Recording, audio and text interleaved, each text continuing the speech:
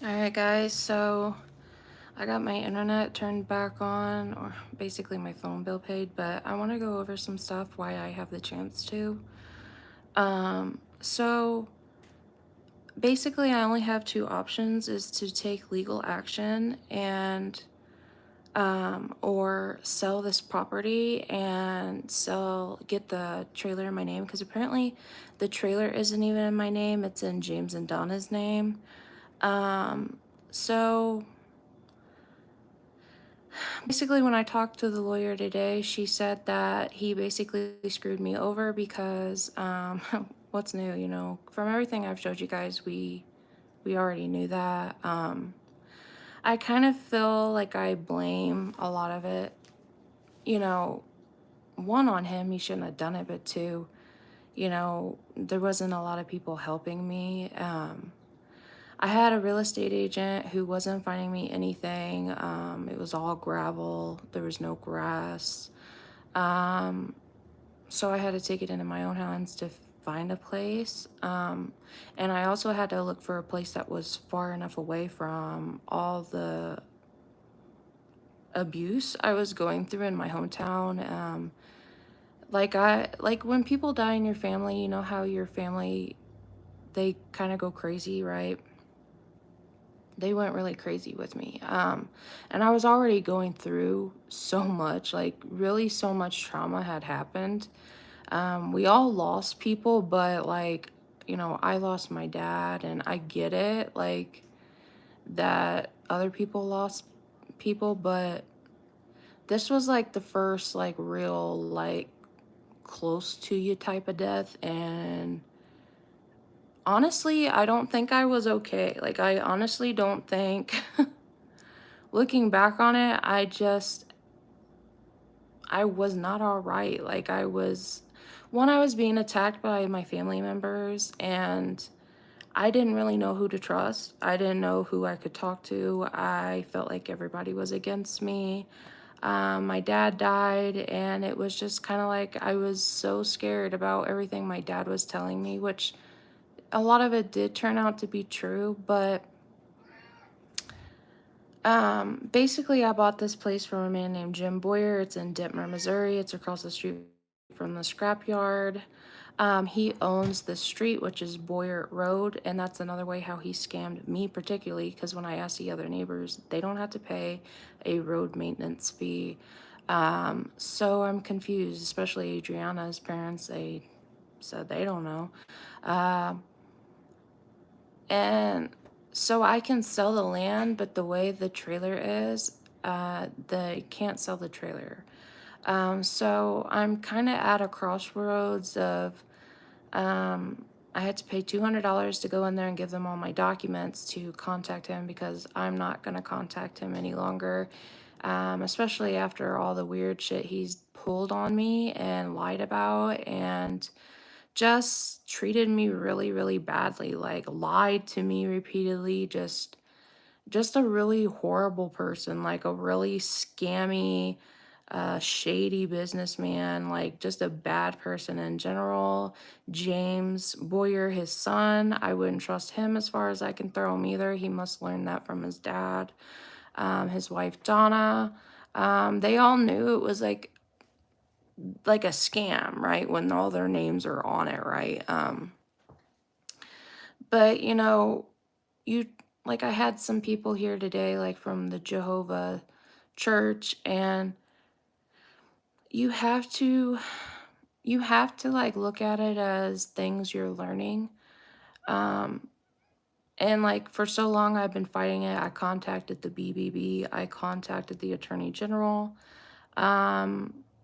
See, the thing was, he came with this contract, okay? And he said, oh, wait, don't sign it. I forgot to add something, which I was assuming was the repairs that we agreed upon in our text messages, which she told me those would be useful if I did decide to press charges and want my money back, or part of my money back. Because he knew, like, he was scamming from the beginning. He didn't do any of the agreements, the fixing. He basically bailed out on me and disappeared after a really weird altercation where he had picking me up and taking me on a local animal trail to be my friend to help show me the area and tried to ask me to be a friends with benefits, which was so weird and uncomfortable for me. Like, so weird. And then the guy like even like took me to a dispensary. Like it was so weird. Like how he was really finessing me, right? Like really trying to mess with someone who one I already told him everything that had happened. Like basically I'm in this bad situation and I'm really counting on his word to like fix this stuff for me because I'm disabled. I just lost my family, my dad. Um, yeah, and he told me like about his life, and I assumed, he was a good person, but that's the thing. You can't trust anyone. That's the thing too, is you can't, I mean, even if they're a professional, like for example, the real estate agent, they were finding me nothing that was rocky with lots of steps too. So it wasn't like I would be in a better position. Like I would still be in a position where I wasn't happy with any of the other places they were showing me, except for one, and she talked me out of it because of the road. Um, which I could have been in the same situation there, but the thing was taxes were cheaper and the taxes here are like $650 a year. Um, I'm also thinking about consider talking to the person that owns this lake next door. If they probably might want to buy this just so nobody can get closer to their property. Really, I'm open to doing anything and everything it takes into physical exhaustion. I've been sick from this house because of the lack of windows. It's not insulated. I've had ear infections. I've had bronchitis. I've gotten a cold and flu. I've fallen off these steps out front twice. Um, yeah, it had a lot of problems. It still has too many problems for someone who's disabled like me. Maybe if I found someone who knew how to fix things on their own and had a family, maybe they'd buy it. But that's the thing too. I have to go pay a $200 consultation fee, which I don't have this month. Maybe next month, if I'm lucky, I'll have it. But um, yeah, he basically screwed me over on it, and there's really nothing I can do. Like, I just gotta wait it out and just do it a day at a time and keep calling. Really, that's my only two options is going to the courthouse, getting a lawyer. Um, yeah, because he screamed at me on the phone when I tried asking him to help me with the AC. Um, it didn't have no Freon in it, and I had to go buy a window AC unit in the middle of July and hook it up myself because he decided to scream at me on the phone. Um, that's when I was like, okay, I'm not going to talk to him anymore because this guy is obviously like, you don't know what you're going to get from him. He's a really good liar, a really good like snake salesman. Um, and when I first moved in here, he let me move in before I paid him. And there was so many things I was bringing to his attention, like the leak out front, the windows. There was just so many things I was like saying, like, you know, to be fair, how much I paid him, he should have fixed it like we agreed, right? And he didn't. And so that's why I'm like, my really two option is sell the land, and I don't have the money to get this trailer picked up and moved. And two, the lawyer said I had to get that title in my name because it has Donna and James's name on it. So um, I might just fight for that because of how much money I gave them. Um, Fairly, it should be mine, and they should give me enough money to pick it up and move it somewhere else. Um, Now, see, that's the thing too, is you can't, you don't really know what to do. Like, the only thing I can do is try to sell it myself and get a contract written out because it's going to be a lot of work to pick up this place, move it somewhere else, connect it to somewhere else. And that's pretty much the situation. That's pretty much everything that I took a break off the internet just because it was getting toxic, mainly from people that are closest to me and know me. Were creating fake accounts and attacking me online because for whatever reason, like literally it could be any reason at all.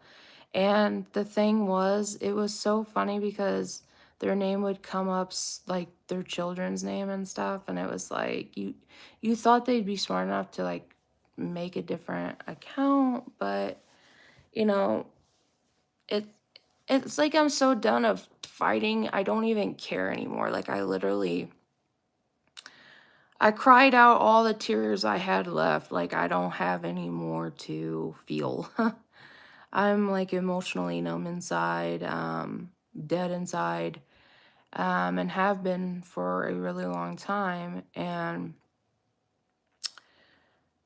really, those are my option, guys. So, like, if you know what to do, let me know. If you have tips or if you want to buy a place, let me know. um, I'm gonna, I guess I'll write down, I can't write it in chat right now because I'm on my smartphone, but so I live in Ditmer, and like I said, the main reason why I moved here is one, I needed to be closer to doctors, specialists. It was a shorter commute, but it's farther away from everything else. So it's like a trade-off. I've been sick a lot, and really bad, like respiratory stuff to where it was really bad. Like I didn't know if I had COVID. I got tested. I didn't. It's just like really bad breathing and coughing up shit. And, I tried the Mucinex, I tried, antibiotics. It got a little better with antibiotics, but I've also been going through other health issues that I've had for a long time. Um, and I need specialist treatment for, like, the stomach issues. And, I have some vein issues. That pop up on my upper legs and they burn really bad. It makes my whole legs hurt. Um, I just also really I had to get as far away from there as I could because I was just undergoing so much psychological torture and psychological shit that it was like imagine being in your hometown and like people closest to you raise it up against you and like turn people against you and make you look a certain way. Like it traumatizes you and it makes you feel like you don't know where you belong, you don't know where your home is, you just don't know, okay? And honestly, when I lost my dad, it was not even a year after that I had papers served to me from my uncle Richard and with help of his sister Melinda.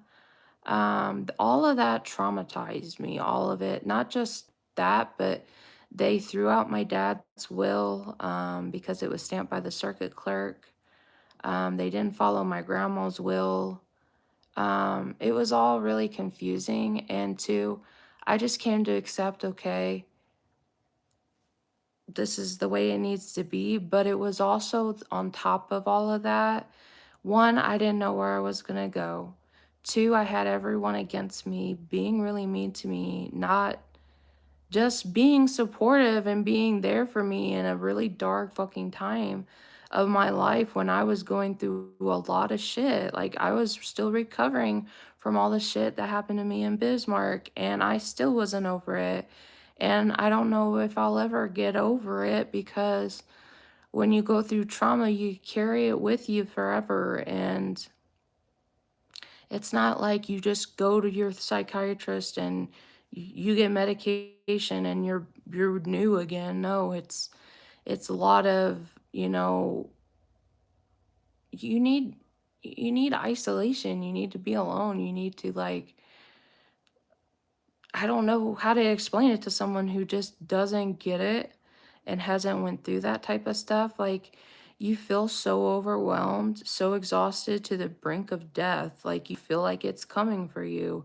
And I had some erosion in my stomach, and I had some ulcers, and I had all these health things going on, and I was forced out of my house without even being able to get my things um, by my own family. Okay, so that was like a lot. That was a lot.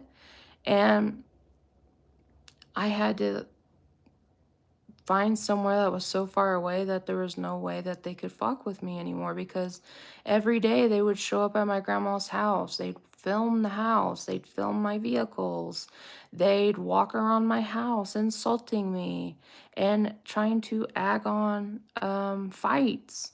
Um, and I'm used to women being catty, like the women in the family being really catty with one another. But it's the fact that my uncle got in on it too. Like, he wasn't even enough of a man to be like, okay, this is wrong what we're doing.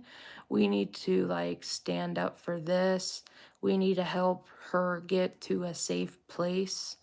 Um, no, they didn't care. They didn't care where I ended up.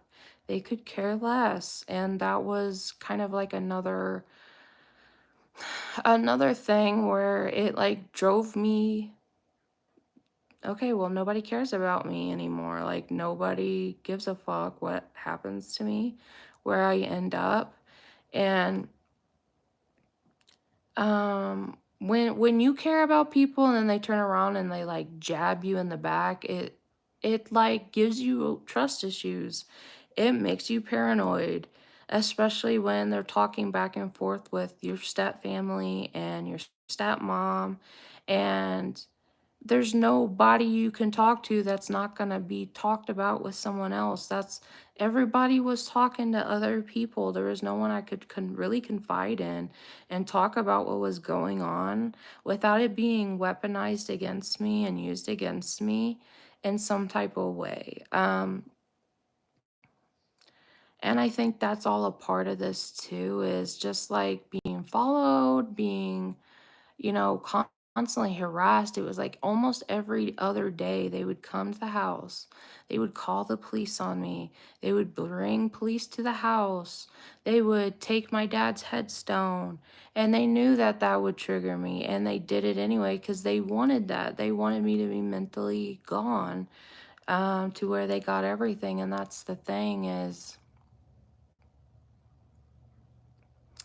you gotta cut your losses at some point. If you're really unhappy and you're being attacked, you kind of have to go solo. You have to, because if you can't confide in anyone and everyone's talking to everybody else, there's no one that's really there for you. There's no one really like solid in your life and in your corner. Everybody else was just like, it was all funny to everybody. It was all funny to watch me lose it. It was all fun and games to pick on somebody. And it was just a really dark time. uh, a dark realization in life for me. And I don't know, guys. Like, I don't know what I'm gonna do. Like, I really don't. I take every day at a time. Like I said, I have people that come here from church to talk with me and give me some advice on what I should do. Um, but you're in this situation, not them. And part of me feels like I should just write up a contract and sell this to someone who can take care of it. But also, it's also like the person who sold this to me knew my whole backstory, knew this was not a good idea, was really weird, and just creepy in general. And I think they knew they were like screwing me over, but it's also like, if I wouldn't have done this, I wouldn't have learned a lot of things either. I wouldn't have learned how, hard it is by myself. And it sucks, but it's also kind of like it made me realize what my limitations are too. Because when I had back surgery, It was bad. It was also a good thing to see how much I can do and how much I can push myself, but it was also kind of a wake-up call that, I am limited, I am like I can't do as much as I used to do, like, and that is triggering because I used to be able to do a bunch of stuff, okay, like physically. And now, really, after that back surgery, it's not just my back, but it's my neck, it's my leg. I have nerve damage in my right leg from the surgery. And it's just, it sucks. It's like a big clusterfuck. And yeah, and if I had to just sell the property, that's what I'm gonna do, or just sell it as they did it. Um, I don't know, guys. I really don't know what I'm gonna do, but I know I can't just stay here and just give up. Like I had to keep fighting. I've already contacted the BBB. I already talked to the Attorney General. I'm gonna try to talk to someone else because I had like two ladies that came here today from Jehovah Church who said I should just get on TV and talk about it because what he's doing is really, really wrong and taking advantage of, people who are disabled and charging people to drive on a road that they have no other way to get to their home. That's not fair. He can do it, but I mean, if there's no other way to get to my house and I'm on a fixed income and I have to pay the 650, there's no way I'm going to pay him another 1,500 every year to maintenance this road. That's just not financially something I can do. And two, you know, it gave me a chance to kind of live like what it would be like. And I really didn't want to go back to an apartment just because I lived in apartments my whole fucking life. Like, I'm tired of living in an apartment. Like, I want my own home, I want my own space and quiet and peace. And you know, you don't really get that with apartments every month. They come in and do like, inspections or yeah, they take care of some things, but it's also like you hear neighbors, loud noises like scare the crap out of me. Like I have PTSD and stuff. And if I hear, you know, I didn't have enough time to look for duplexes. I didn't have enough time to even think about what I needed to do. Like it literally I was served with papers and had to go to court, and they literally gave me like 4 months to get the fuck out. That was it. That was like what I had to do. And I don't know, like I keep thinking, well, I'm gonna buy a camper, but you know, that takes a lot of work too. So it's almost like, I don't know. Like, I don't know what's gonna happen. I just have to keep having faith that there's like a purpose and a plan for everything that's happening, and that, God has got me. And this is just like a weird test of faith or a weird test of, it's just a weird test. I don't know. That's the way I had to think about it. Like I said, I'm not gonna reach out to him anymore because obviously he is a type of person that can't be reasoned with. So I'm probably gonna have a third party reach out to him and because the title is not in my name and for the home. And um, yeah, it's just all real shady. It's all really weird. So yeah, I might just type up a contract and be putting it up for sale for someone who can fix it. Like it has to be like I'm not saying all dudes know how to fix it, but it's probably gonna have to be a guy that knows how to put in insulated windows. Like it's got the outside, but it don't got like some inside windows. Um, it's just like it's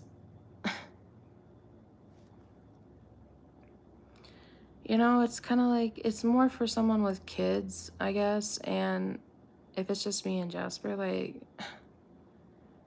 I just didn't want to go back to an apartment because I was there my whole life and I had such shitty neighbors, and I just don't want to be in an apartment anymore. Like I'm done. Like part of me just wants to live in a home. I think it's time for me to live in my own home, something I can afford, preferably something that's 250 to 300 in taxes a year. Um, but things happen for weird reasons, and I had to try to look at it like that, and I had to like also take a break from social media sometimes, because sometimes people just hate, like they just like hate to a point where you don't want to be online anymore. They say things about you that it's just so much bad that there's, there might be one or two good, but it's like, and it's always the people that that do that and make fake accounts. So it's kind of like, do I want to stop? Part of me still wants to do it because I like to be creative. I like having people I don't know that are friends, because it seems like I can't find that in real life. It seems people online, I can connect to more people. And I'm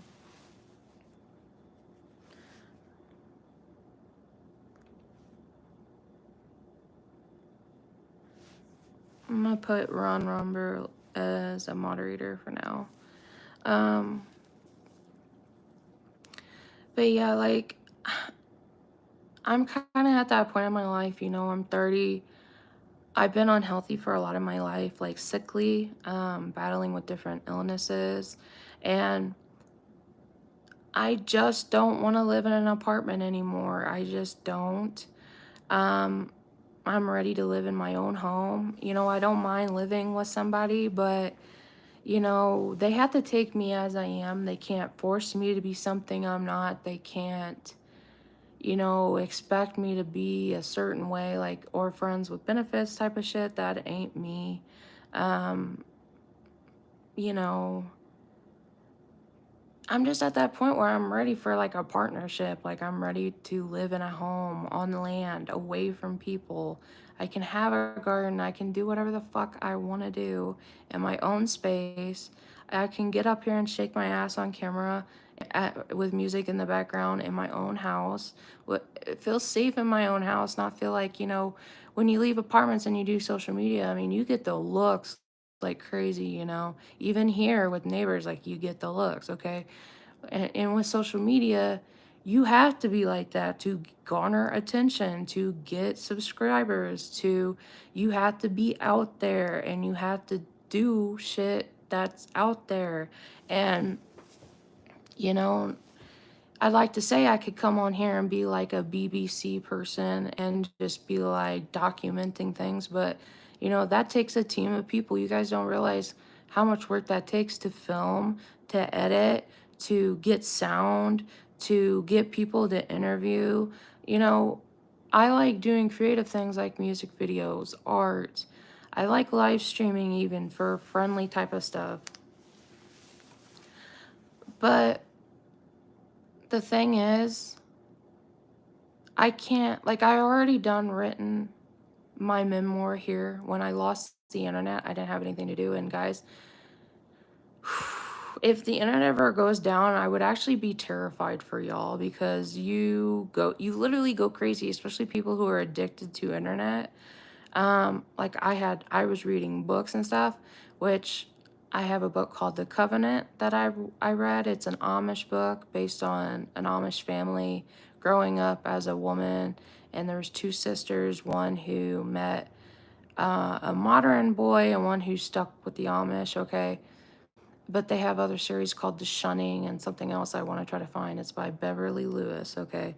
That kept me going through the month, but I've done read all my books I have, so it's almost like when you don't have internet, you literally start to, like, you lose it a little bit, like, and like I went into a fit of just writing out my memoir because, I wanted to get help, like, from either a ghostwriter or somebody, because one, I have the book, but I may need it to be one, grammarly checked, too written out, maybe better, or, you know, maybe just go over it with someone who we put everything in there that I want, okay?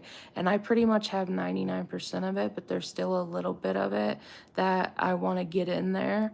And there's like a good side and a bad side of the story. I don't want it to all be a bashing book. I want it to be good and bad. I want it to be two sides of a coin, like life really is, okay? I don't want it to be a book about kissing ass. I don't want it to be a book about, dragging people down, but it's my real life experience and what had happened to me and all the injustices and um, me being alone for over a year when my dad died and then moving here. And um, it, like, some people don't like me talking about the religious thing, but when you pray a lot and stuff like that and you have like a communication with God, um you have to have faith that all this is for something. Like even the bad shit you have to, and that's kind of what this whole thing's about the house, about my life, about the deaths in my family, about COVID-19, about Bismarck, about my friends, about my childhood, about my parents. um all of it is in there, and I want it to be published. And to get a ghostwriter, it's like $2,000. Part of me, when I sell this, wants to get that help to just say that I, accomplished something. And, I got all this art and stuff too. Maybe figure out a way to incorporate that into another book or another series, maybe children book. I don't know yet, but I got a ton of art. I got a ton of stuff I've written down, lyrics and stuff like that. So it's like I need to do something with them because, like I said, I've always been sickly and stuff like that. I'm not trying to say I'm going to kick the bucket soon or anything, but I definitely feel a difference in my physical body. Like, um, especially after I had surgery. I like really fought for the ability to stand and walk again, to come off, having a bag to urinate in. Like, I came through a lot, okay? And I'm not in a wheelchair. So I'm thankful for a lot of things, but I tried to push myself here to see if I could, uh, I just tried to push myself to see if I could go back to how I used to. But then I realized from falling off the steps out front, from falling in the yard to falling in my house, that nerve damage may or may not come back. Um, so it made me realize like I'm gonna have to start slowing down. I'm gonna have to start doing things differently. And I have all these things I want to do and accomplish and stuff, but if I'm not given the opportunity, I can't get it done, right? And it just worries me because I need to get rid of this place. And I don't know, like part of me just really doesn't want to go back to an apartment. It just really doesn't, like, because you never know, like you just never know the type of neighbors you get. And you never know, like if someone catches fire upstairs, you never know. You can get duplexes and stuff too, but you can get a nasty neighbor, and they could get an infestation and it goes to your place. um there's just so many things to it.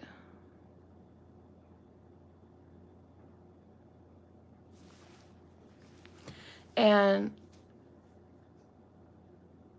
you know I'm just really overwhelmed. Like right now, I'm like super overwhelmed with everything, and I just don't have the mental space to just go full blown at it yet. Because, last month, when I didn't have internet, I had to pay for Jasper's vet bills. Okay, he needed an antibiotic because he got sick from me. I had a viral respiratory infection, which he slept by my head and he ended up getting. it scared me really bad. And, you know, this month, my bank just wiped out all my check, taking the money out from what I owed from trying to get the house livable. Um, so really all I had was enough for my phone bill. I don't have internet like HughesNet. I'm just relying on LTE. Um, I can only watch my phone in certain places, which is better than nothing at all. Okay, guys, like I I was literally going bonkers insane, guys. Like, I'm not kidding you. Like, I was losing my mind. Like, I had one recording on my phone of a GMM episode of reviewing biscuits, and I watched that every day for like 27 days. That's all I had. And it makes you realize, like, how much time and how much these people on the internet you rely on for serotonin boosts, or you rely on to make you feel comfortable. Like, when you come home and you have those typical things you watch, or those specific movies you watch, um, that bring you comfort, and then you don't have anything at all, it sucks. And see, I've got comments from Sharon Dickerson on here, and you know, maybe I should move to Florida. And part of me, thinks about that, but part of me also knows I'd have to move all my stuff. I'd have to, drive there. Could I make it? Okay, see you around Rumble. See you later. Bye. And today, like, I just been out all day. Like, I went by East Missouri because I don't even have money to pay my electric bill. So it's gonna be heads or tails, guys. If after all of this, I'm gonna even have enough electricity to charge my phone. Okay, we're gonna hope. Because obviously, I went to my neighbors across the street, the one that has the dog. I asked, hey, can I use your internet?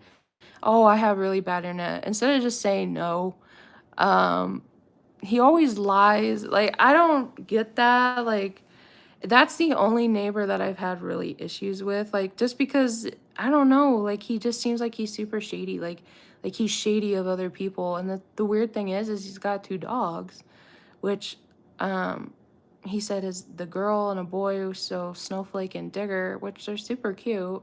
They have torn into my trash a couple times, but I mean that happened at the last place. Like, dogs will do that. Like, I'm not mad about it. But I kind of felt like when all that shit happened with Jim Boyer, I was kind of like, that dude was like obviously friends with him, and it was like, when you're being bullied in high school by a group of jocks or something. That's kind of like the feeling it felt like here. Like, people were judgy, people were talking, people were like, and then I finally walked up and I asked, hey, can I use your internet here, where the two boys were supposed to cut the grass? Well, they cut half of it, but anyway, I used that for a minute, but you can't be right in front of their house to use it. So I used it one time and I came home and I was like, I'm not going back over there. It's gonna be so annoying to have a neighbor like, hey, can I use your Wi-Fi? I don't want to be that neighbor. So I just went crazy inside. I just went completely insane. Right in time for Halloween. And nobody came after all of that work, getting dressed, dyeing my hair red, having, making me a costume. It's just like, and nobody showed up. It was the saddest thing ever. And then the next day I saw like a kid, like there's a couple, like a group of kids here, and they all kind of hang out like they're a posse. And I was like, hey, you didn't come see me on Halloween. And he's like, yeah, oh yeah, well, and I was like, it don't matter. I know, they probably took him out somewhere to get more candy. That's cool. But I was like, I wasn't too upset about it, but I was like a little bit like sad a little bit. like like I was all alone on Halloween dressed up inside listening to a radio with nothing to watch. And it was just like a new level of wow. Like, damn, like I knew my life was sad, but this is just really fucking sad. Like, this is just like sad. Like, last Christmas when you spend it alone sad, like I'm gonna have to do with this. Like when Halloween comes, it's like maybe you'll get a visitor, but then when Thanksgiving comes, that's for families, don't have one of those anymore. Christmas, it's just like a dark time when the holidays come, especially when you lose someone close to you, like your father, your mother, your brother, and those times come around, you get really depressed. Like you get, I'm not trying to say it has a lack of luster or anything, but it just like nobody comes sees you, nobody really like cares. Like it just sucks. Like, oh, I've been having problems with my neck, my shoulder. I've been having jaw pain. And then I found out I had a really bad ear infection. No doubt from these windows. Not surprised. Yeah, my life is just it's on dumpster fire right now, and I don't know what I could have done differently, guys, to be honest with you, because I was not okay. Like I was not okay when my dad died, like, and then having your family come after you like that, on top of having a creepy fuck from Bismarck following you, like, and like trying to silence you and bully you and get other people to bully you online to keep you quiet. It was like another level of fear. It was like, oh my God, I can't trust anyone in my life. Like everyone's trying to get me. I can't trust the real estate agent. I can't trust my lawyer. They like just everyone completely just threw me to the wolves, and that's how it felt. That's how it genuinely felt. And I don't know, guys. Like, I don't know. Part of me is like, I don't know what to do because I do think about my family sometimes, like my family members, and I think like, should I reach out to them? And it's like, and then I keep coming back to this. No, I shouldn't, because they did me so wrong. They did me so dirty, and it's just like, I guess this is where we're at now. Like, can it be fixed? And it's not even like, you know, the aunts thing, like my two aunts or whatever. I always kind of knew they had like this weird, petty, like, when women are jealous of one another and they fight with one another, that's kind of how it is. And it's always like trying to one up each other, especially like my cousins. We were kind of competitive, but I'm not gonna say Jessie wasn't nice to me, because she was, but also I heard things about Jessie that she's not always nice, but you don't know. You really don't know.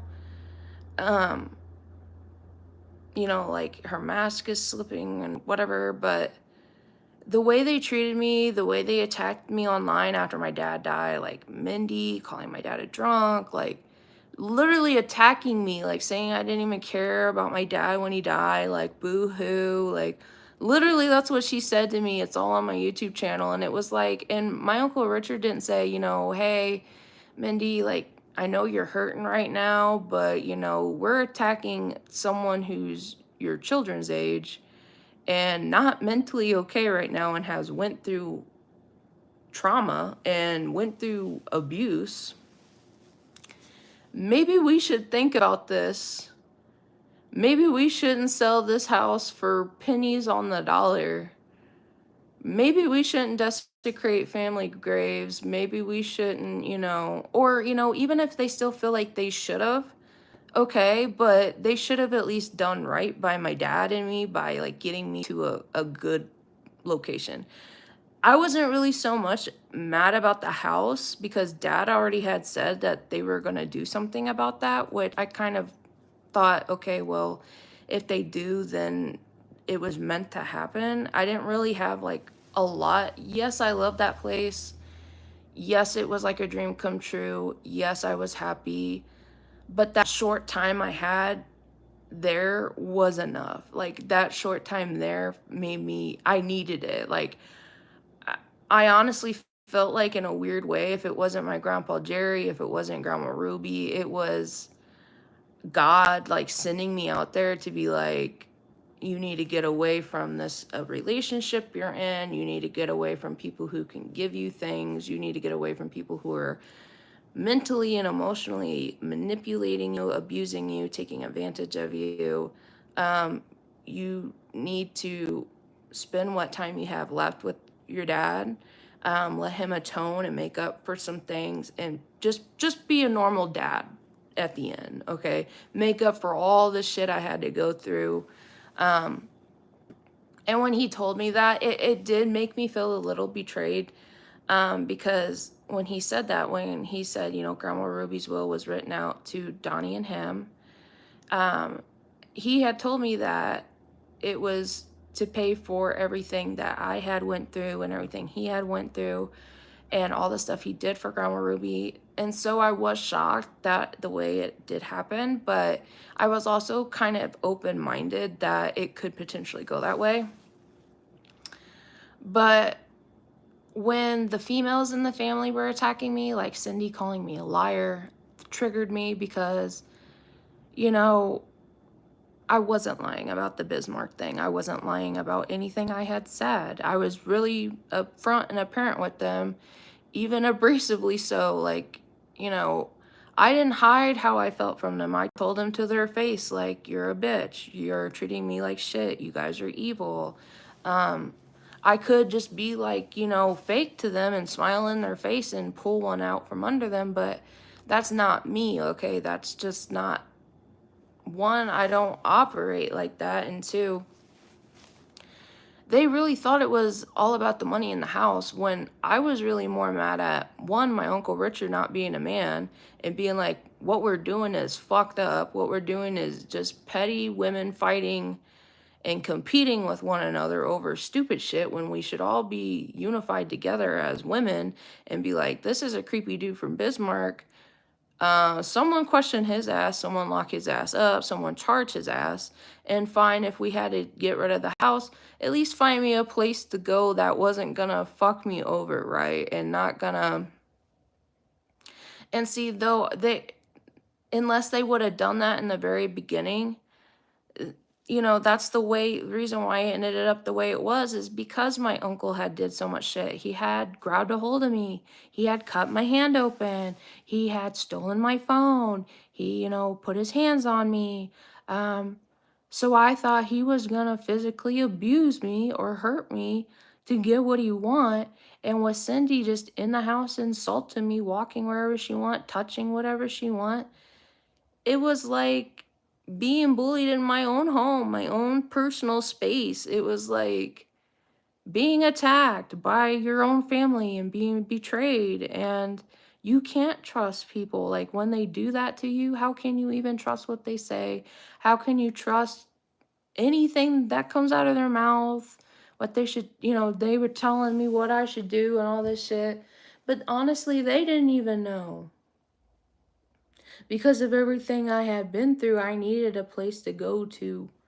Just like at Grandma Ruby's, I needed a place to go where there was no one around me and all I had was nature, and it was a quiet time for me, a reflective time of me to heal the trauma, go through, play it over in my mind, realize what had happened to me, realize it wasn't my fault because I was shamed and I was oppressed and I was just being attacked in every direction, and it messed up my mind, guys, like, and it took a toll on my health, like it really did. And I don't know if I'll ever be normal, guys, like, and that's the thing. I've already went through so much trauma in my childhood. I've already experienced so much shit, just so much shit, and I had to pretend that, you know, none of it exists and just keep pushing on. And it gets hard sometimes. Sometimes you just want to check out and you don't want to interact with people. You don't want to just put on a fake smile and pretend you're happy and all right when you're not. Um, and sometimes you are not in a good mood, and especially when you go through the shit I went through, and people are attacking you instead of helping you, you become bitter towards people. You feel that people aren't worth saving. And some people are and some people aren't, okay? And that's another thing too that I had to realize is I let a lot of people in my life and I didn't filter them out. I didn't go, okay, well, you're kind of toxic. Oh, I'm gonna give you a chance. I'm gonna, I always give excuses for people because I've done fucked up shit. But it's kind of like in that era of my life that, I'm 30, I'm getting older. Honestly, with you guys, I'm crippled. I'm on SSDI and SSI. I've had back surgery and I have nerve damage in my leg. Yes, I can still walk around. I still need a cane, especially sometimes more than others, but I trip over the own cane. Okay, I've had that problem because I have mobility issues. So, part of me, I just keep hoping and praying that someone's gonna come along. If ever in my life I needed someone to save my ass, it's now. And see, like I said, part of me wanted to reach out to like my uncle, okay, and be like, but the thing is, guys, I always think back on it, and I had tried so hard. I had tried so hard, and like even when Dad was alive, I would go over there on holidays. I try to give him gifts. I tried to do anything I could, like, and it's like so weird when you never talk bad about the guy, and he just turns on you like that because of his girlfriend and his sister. It's just like it made me believe what my dad had said, that my family never really considered him family, like blood. They always had treated him different. And then I started to see it all. And then the way they were treating me when I never did nothing to them.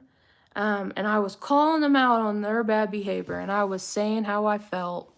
I wasn't smiling and waving in their face and pretending to be their friend. I was honest about how I felt, okay? And that's the way I believe things should be, okay? And not everybody agrees with that.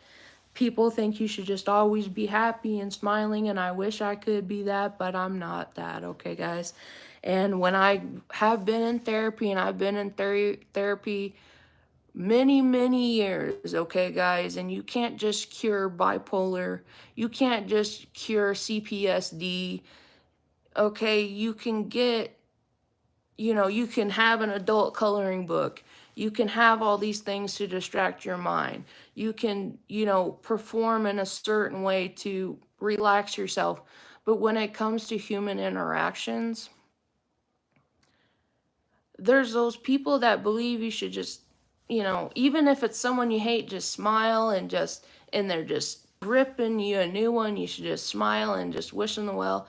And I wish sometimes I could do that, but sometimes the Lord, like I almost feel the Lord come into my body and he's like, and it's like I can't control it because Jesus knows me, okay? He knows all this shit I've done, all the stuff I've been through, all the people I've helped over my life, all the just free work I've done. And, I kind of feel like all of this was for what?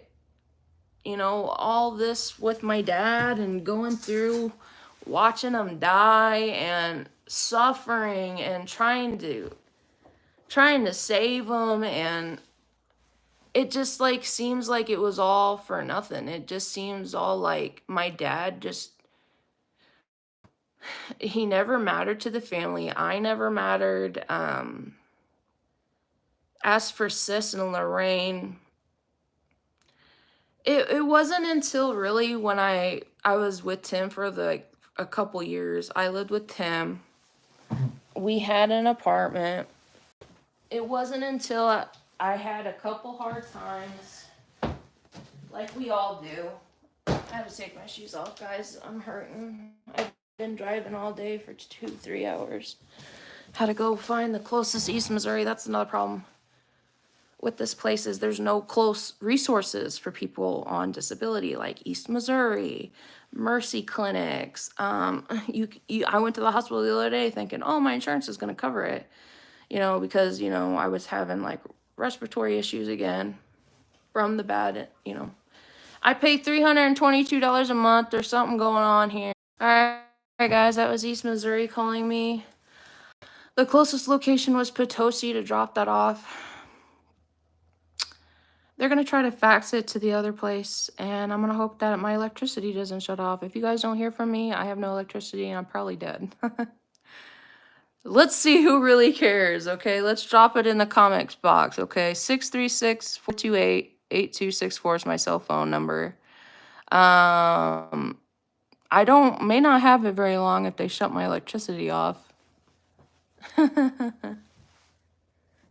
Oh, man. I might have to go live with somebody at this point to figure out what the fuck I'm gonna do next. I really don't know what I'm gonna do. So many times, like, when you have depression, you go through those suicidal thoughts, and sometimes they come to me a lot when I'm driving. I'm just like, you know what? I could just drive right off this rail into a bunch of trees and die, and it'll all be over, and I won't have to worry about all this shit I have to do and all this bullshit and just struggling to survive. Like, why is this happening? Why? I don't understand. And I have to stop myself because I have them thoughts a lot. Um, and it just takes a lot of work to, it's just been taking a lot of work to do everything, guys. Like, just from feeding myself, just to, you know, like I said with Jasper, I didn't have any internet. I couldn't pay my phone bill. I had to get him better because he's all I have, like literally all I have in my corner. Like, and he's an older cat, so he's going through more issues, and he's got to have more senior type of food now and stuff like that. He had a tooth problem. I don't know, guys. I don't know what I'm gonna do. I'm hoping and praying someone. I'm hoping and praying someone's like, yeah, you can come live with me and like actually mean it. And like, no, you can just stay here. I'm hoping I'm gonna manifest an older man with like a field and like a truck, like a barn, a house, animals. Like, I'm gonna manifest me a sugar daddy. He doesn't have to be my sugar daddy, but I mean, like, take care of me a little bit because Lord knows I need it. Like, I'm scared shitless right now. I'm scared shitless, guys. I'm literally, I laugh, but I feel like I'm about to cry. Just because it's just been so fucking hard. It's just been so hard. Um, and whatever has to happen, like it can't happen all today. And I'm getting on here now because I've completely exhausted myself and I'm overwhelmed with a lot still. Like I'm still going through grieving my dad. Like, and I just don't know if it's ever gonna stop. Like, it's so weird.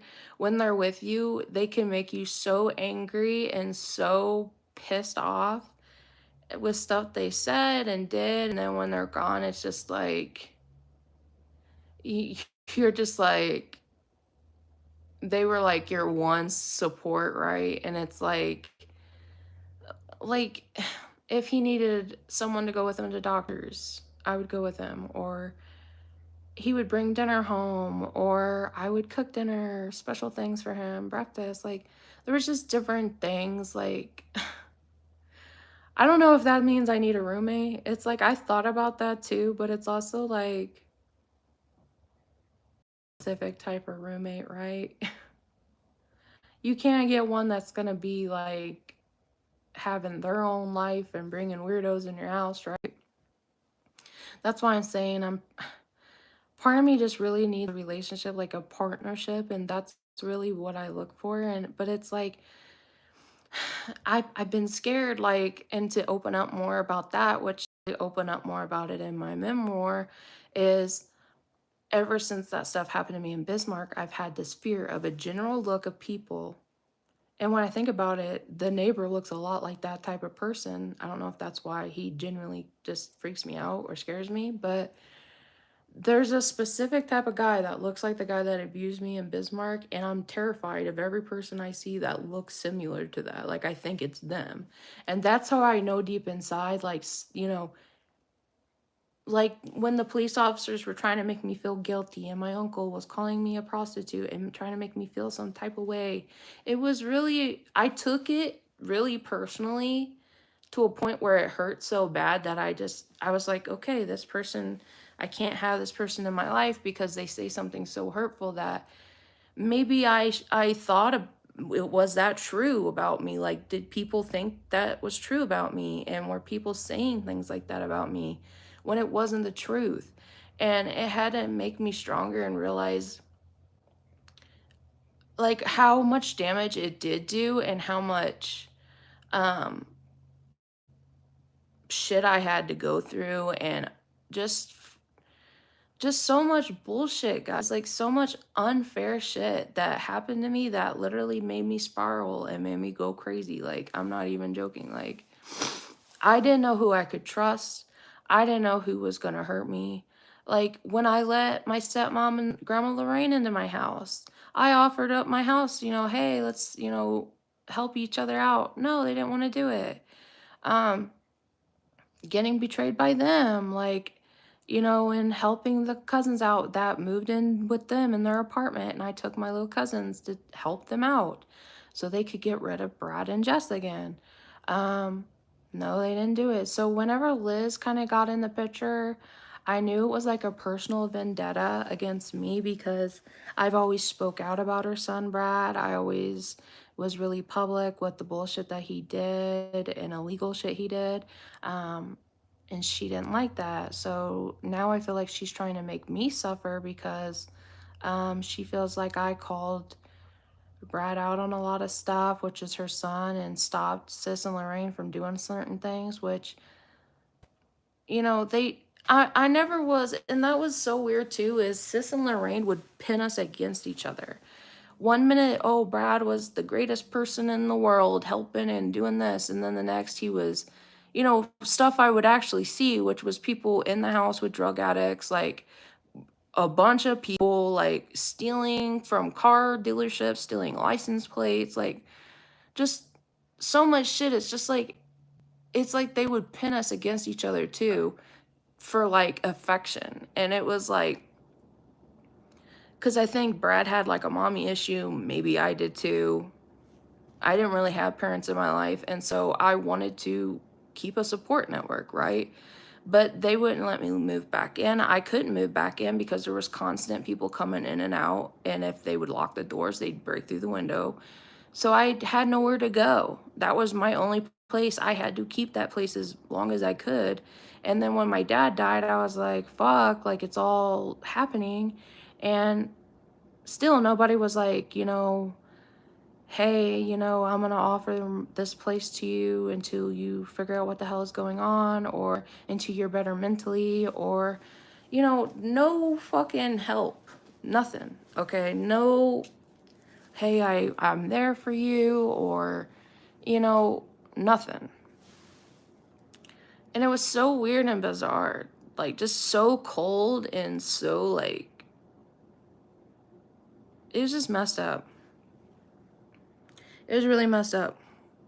And for all the years of stuff that we went through, like Sis and me, and all the stuff she kept hidden, and all the stuff she has done and been involved in my life, and for her to turn around and just be like, no, I want to live with Liz, sorry. Or, no, I want, grandma to go to a nursing home. I don't want her to come live with us. Like, it's just so weird, so not like her. And it's like, I know she had a stroke, but that doesn't. She says she can't remember stuff, but she does now. And the thing is, too, she's kind of like with grandma. When she moved from the farm, she started to turn mean. She started to get mean. She used to say things to me that she never used to say to me, just insulting things, mean things to belittle me. And I had no boundaries. I had no personal boundaries. They had to know everything that was going on in my life. They came over when they wanted to. But the thing was, when it came to my birthday, when it came to, things of importance, they were never there. They never showed up. They never even made me a cake. The hell didn't even, you know, they couldn't even send me a card. They couldn't do nothing. But when it was like holidays, they'd expect me to come over, cook, clean, feed Junior, help change him. Like, there was all this stuff I had to do, host parties, like, and some things were fun, but some things was like, it was obviously like, that's all you wanted me here for. And then, like, when it got to a certain time, and grandma wanted me on, so it was like, I don't know. It's like, I don't know with that, because see, like I said, there's good and bad in all situations. And as much as sis was there, um, during my childhood, she also witnessed a lot of things. She lied to CPS a lot of times to keep the house. She covered up for my dad, even though she was there witnessing a lot of stuff that was happening there. She wouldn't dare talk about it or tell it. In fact, she used her job, which was a mental health facility, to get connections to get me locked away in a state hospital, okay? To shut me up, to dope me up and quiet me up, to learn a lesson, to not speak out about it again. And see, that didn't really stop me. That just made me go around it a completely different way, because um, that was really fucked up. When I think about that and I talk about that with the therapist, even that shakes him, because like you said, you don't expect people working at these places like nurses, hospitals, doctors. You don't expect those type of people to do anything intentionally bad to you, but sometimes they do. Sometimes some of those people get through. And I'm not trying to say like I don't know if she intentionally tried to do that to me, because they sent me to a different place at first, which was really, really bad. Like, the shit I seen there was like a nightmare. AHS episode, okay? American Horror Story type shit. And then when I was finally relocated, okay, by the time my dad got me out, it was what, 3 weeks? Okay, so I had already, that I was already medicated, I was already like seeing shit, I was already fucked up. And um my dad's like, okay, get her out, because I guess he felt bad because I was like in a really, like, I looked bad or whatever. But that just taught me that I can't talk to the places they say you can talk about it, which is school, counselors, calling the hotline. Those don't work, because unless you have proof, they won't do anything about it. And especially if your other parent's lying for them, they're gonna believe them over you, okay? And they may think you're a kid trying to get attention, or, whatever, trying to be rebellious or whatever it is. But sometimes there's really like the flowers in the attic type shit going on, okay? There's really fucked up shit going on, and people are covering it up, and they get away with it for a long period of time, um, until you had to leave. And see, the thing is, with my family, they would always say, well, you left. And I'm like, you guys never once thought it was weird that after all that shit that happened that you guys knew about, then sis just all of a sudden, oh, right, yeah, we're gonna pack up and move to my grandma's house. Just the two of us. You never once questioned that. You never once was like, yeah, that's normal. Just leave your home, and yeah, that's, leave, my dad there. And why? Who knows why? I mean, because they were all used to dad's drinking problem. They all knew it, but they never talked about it. They never did anything to help him. They never did anything to help me. The best solution was just to cover it up, not look at it, not address it, not pretend it's a problem. Maybe because they are just so, maybe they were raised around stuff like that, and they don't see it as a problem, or as someone like killing themselves or going through some shit. Like, they just don't want to look at it. They don't want to see it.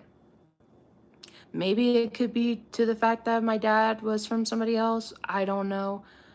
Um, I really don't know, guys. And that's the thing. Like, you can only think so much about it until you can't think about it anymore. Because, like I said with my Uncle Richard, like, I thought he was somebody on my team. Okay. I thought he was someone like, he may not have been super pro, and we might not always like got along, but we were honest with one another. And he was never like, he didn't strike me as the type to be like a secret hater. And that's kind of how it revealed itself to me, is he was like a closet hater. Like, he was nice to my face, but talking shit about me behind my back type of thing. And that's when I was like, wow, like, I thought you were like, I thought he was like, really all the men in the family, like Uncle Donnie, even. Like, he had his own business. He was, lived in a nice house, seemed successful. My Uncle Richard, he had a job, he had a house, he had, all these nice things. So I like had respect for him, right? And I was like, maybe he wasn't super gun-ho pro me, but I didn't think he was like a hater. Like, I didn't think he was like secretly behind the scenes, like when he called me on the cameras fat and a prostitute and I need to lose weight. Like, that shit really took to me, because that was the type of shit like that narcissistic dude would say to me, is I was fat, no one was gonna love you, you're dysmorpha. Like, he gave me body dysmorphia, where I think I look worse than I actually am. Okay. Like, just lots of body issues, lots of shaming, like public shame, just because, like, I mean, and calling me a prostitute. One, I never even got paid for being raped. Two, what the fuck do you think a prostitute is? Like, literally, a prostitute, someone on the street just like banging anything for money, and that's what you think I am? Like, that's what you think I am? Like, and then, like, that's when it hit me. I was like, are people saying this about me? Is he thinking about this? Where's it coming from? Like, and you just get so wrapped up in it to where it's like a personal attack on you, and you have to defend yourself. Because are you gonna let people say you're these horrible things and like ruin, like, literally, I had to move out of my hometown, guys. Imagine that. Imagine having to be forced to leave your hometown because you're so publicly shamed, you're so humiliated, you're so just like dragged through the mud that you can't even, people like don't know what to think about you. They don't know what the hell's going on. They don't know, like, they're scared to talk to you. And it's like, I get it, but it's also like, it's so unfair that I had to go through that when I really needed people to connect. Like, I really needed people to be in my corner. I really needed people to be like, it's okay, it's gonna get better, we're gonna get this guy. That was what I needed. Like, we don't think you're horrible, we get it. Like, it, something, okay? And just all that shit, guys, like, it really fucked with me. It really bothered me, and I honestly don't know what I'm gonna do. Like, I really don't. Like, I just know I can't figure it all right now, and I gotta hear until taxes come, and I'm not paying Jim Boyer shit. That motherfucker screwed me, and I'm done. And I'm gonna have to get some third-party person to get in contact with him, because the title of this place, the home itself, isn't even in my name. Okay, it's in James and Donna's name. So I'm gonna have to get that in my name in order to sell this, which is, I need to get as much of my money back as possible, because one, like I said, I want to publish 2 of these books. 3, I need to find another location that's insulated so I'm not constantly sick. I'm not constantly fixing things. Even now to this day, the sink is still leaking. Yeah, that's my life, guys. I'm paying $333 a month for a trailer. It was cheaper at my grandma's house. There's something has to be wrong, right, for it to be that high, unless, it's all electric. So, I mean, I don't know if Ditmer's higher. I don't freaking know, but all I know is I can't afford it. That's really all I've come to realize, is I can't afford it. And I hope Jim Boyer gets what's coming to him, karma wise, if it hasn't already bit him in the ass. Because, one, if you have only one road that goes through this entire place and it's your road and you're charging people for it and they have no other way to get to their house, you can't really do that, right? You can't do that.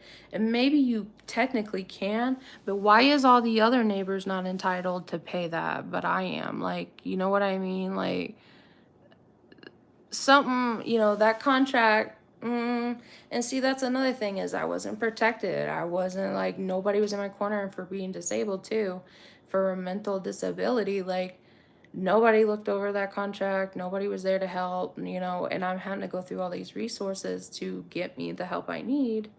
um so that's really where I'm at, guys. Like, I just want to go somewhere else. Like, I did what I needed to do here. I got away from all that shit, and I needed that to completely get in a completely different town where nobody knew me, and live a normal life where I didn't feel like people were just like, wow, like, you know what I mean? Like, everyone in my hometown, it was like I couldn't go anywhere. I couldn't go to a store without seeing someone I knew. I couldn't go anywhere without people just gawking at me, and my uncle bringing people over, and it was like, here nobody knows me. um I can just walk through the neighborhood normally, undercover like, and just go to the grocery store and come back and not have weird shit happen, and not feel like I'm being followed. And see, the thing is, I had this weird encounter here where I had sold my PlayStation 4, and the guy that bought it looked just like the guy in Bismarck, but he had a tattoo on his hand and he was driving a truck. Okay. And he was walking the same. He kind of had a stumbling walk. So it's like, I don't know if that's my fear of everyone who has black hair and brown eyes and kind of thin, like they look just like it, or if it's my trauma making me think that's that person. But it looked like that person, and I don't know how they figured out where I was, but sometimes you have to just pretend that, you know, you, you know what I mean? Like, it's just weird. Weird shit happens. And really, I need to move somewhere where I have access to East Missouri, which is basically this place that pays your electric bill a couple times a year if you get behind, because the electric's so high now. If I thought, should I move? I don't know what to do, guys. I thought of somewhere else I was gonna move, which is a small town that's in between here and back home, but part of me still feels fearful, if am I gonna be safe walking around my hometown where people know me? Like, am I gonna be safe? Because, like, I have all these people that are mad at me, and all these people that just genuinely don't like me, which is fine. It kind of comes with the territory when you start to be online. But the thing is, you meet some people that they find out where you live, stalkers, people who just, like, not all there, like, you know what I mean? And, I don't want to feel, like, scared either. Here, like, there's people all the way around, so you can't really sneak up. Um, that's when I was like, you know what, maybe an apartment wouldn't be too bad. But it's like, I keep going back and forth, because part of me wants to go in a camper, because part of me really just wants to travel. Because I never left Missouri, and I know I keep saying I'm 30, but I feel like I'm a lot older because of my health and everything like that. And I just haven't been out of Missouri. I haven't seen anything completely new and different. I haven't, and part of me wants to do that. Part of me wants to see some really cool shit and, like, beautiful nature stuff that just blows your mind away. It makes you feel like you did something with your life, right? Like, and that's another thing too, is like, I just wish I just wish I was like, I didn't feel like this uncomfortable all the time and this just like overwhelmed. Like the stress of it all has been a lot. And I don't know. I don't know what I'm gonna do. Like, I really don't. Um, I'm just trying to take it a day at a time and just trust in God. And I think that, did you hear that? It was Jasper sneezing. I think he's got a hairball. But yeah, poor cat. See, and that's another thing is these windows I think has an effect on us being sick. But I don't know, guys. I don't really know what else to talk about. That's pretty much everything I was going to talk about. And I was going to talk about a couple more things, but I guess I can get on later. I really hope East Missouri gets that bill because I might be in trouble. I might not have no electric. Fingers crossed that God helps me on this one. Fingers crossed that I don't die because I might. And I have nowhere to go, so that... I'm a little scared. Not gonna lie, I'm a little scared right now. A little scared. Oh. Alright, guys, well, I'm gonna get off here and I'm gonna take a shower because I've been sweating for 2 hours in the car. And like I said, I gotta get somewhere that's better than here because there's no resources, there's no dentist, there's no like that covers by, you know, disability, and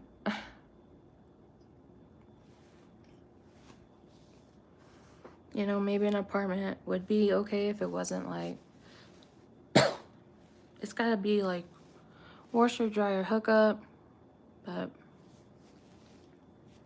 I don't know. I really don't know, guys. I'm just really at that point where I just don't want to live in an apartment anymore.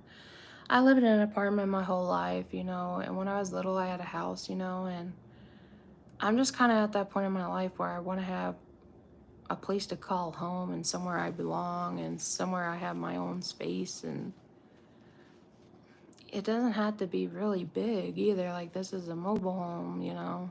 That's why I thought, you know, maybe I could do it in a trailer, but I don't know.